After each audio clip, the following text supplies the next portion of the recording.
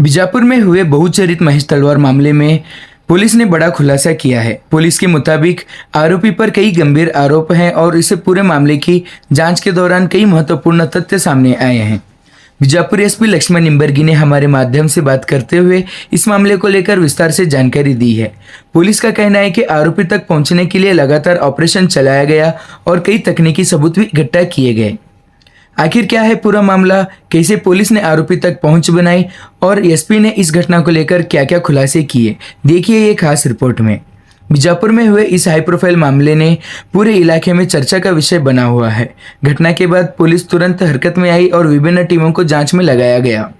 Police ने घटनास्थल का निरीक्षण किया, सबूत इकट्ठा किए और कई लोगों से पूछताछ भी की। जांच के दौरान पुलिस को महत्वपूर्ण सुराग मिले, जिनके आधार पर आगे की कार्रवाई की गई। पुलिस अधिकारियों के मुताबिक आरोपी की तलाश लगातार जारी थी और उसकी हर गतिविधि पर नजर रखी जा रही थी। तकनीकी जांच और सूचना तंत्र की मदद से पुलिस को सफलता मिली। इस पूरे मामले को लेकर बीजापुर एसपी लक्ष्मण निंबर्गी ने मीडिया से बात करते हुए महत्वपूर्ण जानकारी साझा की है। तो आइए सीधा सुनते हैं बीजापुर एसपी लक्ष्मण निंबर्गी ने इस पूरे मामले को लेकर और उस पर एनकाउंटर करके गिरफ्तार और अस्पताल में भर्ती किया गया है, इसको लेकर क्या क्या कहा।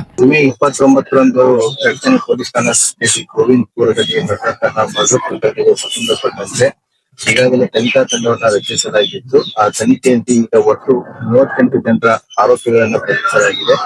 ಇವತ್ತಿನ ದಿನ ಬೆಳಿಗ್ಗೆ ವಿಜಯಪುರ ರೂರಲ್ ಲಿಮಿಟ್ಸ್ ಅಲ್ಲಿರುವಂತಹ ಇಟ್ಟಂಗಿಯಾಳ ಗ್ರಾಮದಲ್ಲಿ ಇರುವಂತಹ ಆರೋಪಿಯ ಬಗ್ಗೆ ಮಾಹಿತಿ ಇರುತ್ತೆ. ಈ ಆರೋಪಿಯನ್ನ ಹಿಡಿಯೋದಕ್ಕಂತ ಹೋದಾಗ ಪೊಲೀಸನ್ನ ನೋಡಿ ತಪ್ಪಿಸ್ಕೊಂಡು ಹೋಗ್ತಾರೆ. ಪೊಲೀಸರ ಮೇಲೆ ಕೂಡ ಅಟ್ಯಾಕ್ ಮಾಡ್ತಾರೆ ಮತ್ತೆ ಅವನ್ನ ನೈತಿಕ ಪೊಲೀಸ್ಗೆ ಪ್ರಶ್ನೆ ಮಾಡ್ತಾರೆ. ಅವಾಗ ಇದಂತ ನಮ್ಮ ತನಿಖಾಧಿಕಾರಿಯವರು ಗಾಡಿ ಹಾಕಿದ್ದಾರೆ. ಆದ್ರೂ ಕೂಡ ಅದು ತಪ್ಪಿಸ್ಕೊಂಡು ಹೋಗ್ತಿರ್ಬೇಕಾದ್ರೆ ಅದನ್ನ ತಲೆ ಒಂದು ಬಲಗಾಗಿದೆ, ತಲೆ ಕೂಡ ಹೊಡೆದಿದ್ದಾರೆ. ಅದನ್ನ ಹಿಡಿದು ಈಗ ಬಂದಿದ್ದಾರೆ. ಅದನ್ನ ಹಾಸ್ಪಿಟಲ್ ಅಡ್ಮಿಟ್ ಮಾಡಿದೆ. ಇಲ್ಲ ಅದೇ ರೀತಿ ನಮ್ಮ ಪೊಲೀಸರು ಕೂಡ ಎಕ್ಸಿಕ್ಯೂಟ್ ಆಗಿದೆ. ಅವರನ್ನು ಕೂಡ ಆಸ್ಪತ್ರೆಗೆ ದಾಖಲಾಗಿದೆ. ಅವ್ರಿಗೂ ಕೂಡ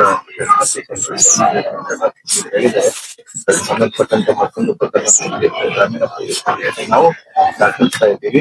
2 ಜನ ಗೋವಿಂದಪುರ ಪ್ರಕರಣಕ್ಕೆ ಸಂಬಂಧಪಟ್ಟಂತೆ ಇವತ್ತಿನ 38 ಜನ ಆರೋಪಿಗಳನ್ನು ಬಂಧಿಸಲಾಗಿದೆ. ಇನ್ನೂ ಕೂಡ ಪ್ರಗತಿ ಸರಿ. ಮಹೇಶ್ ಪಾಪ ಏನ್ ಇಂಜೂರ್ಡ್ ಮಹೇಶ್ ಇದ್ದಾರೆ.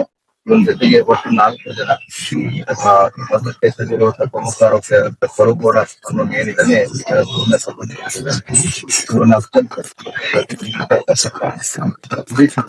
ಇನ್ಸಿಡೆಂಟ್ ಆಗಿದೆ.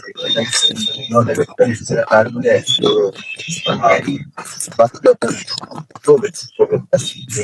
4 ಜನ ಏನು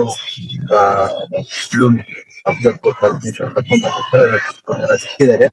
ಮಹೇಶನು ಕೂಡ ಒಬ್ಬ. ಇನ್ನೊಬ್ಬ ಆರೋಪಿ ಗೊತ್ತಿದೆ. ಬೇರೆ ಏನಾದ್ರು ಅದನ್ನೆಲ್ಲ ಇನ್ಮೇಲೆ ಗೊತ್ತಾಗುತ್ತೆ. ಸೊ